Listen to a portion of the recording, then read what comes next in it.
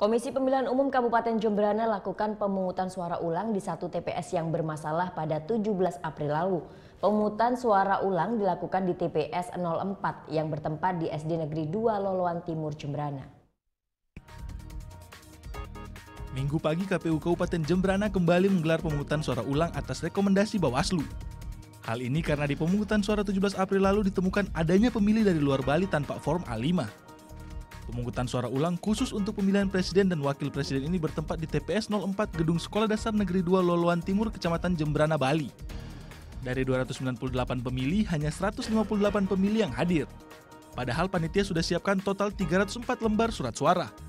Prosesnya sama, jadi jam 7 itu kita buka sampai jam 1, cuman PSU yang direkomendasi oleh PTPS kepada KPPS kami itu adalah untuk presiden, karena memang pemilih yang 2 orang ini yang berKTP Jawa ini mereka cuma memilih presiden. Sebelumnya dalam pemungutan suara tanggal 17 April, Paslon 01 mendapatkan suara sebanyak 128. Sementara Paslon 02 mendapatkan suara sebanyak 106 dengan surat tidak sah sebanyak 4. Pemungutan suara ulang kali ini Paslon 01 dapatkan 91 suara dan Paslon 02 mendapatkan 67 suara.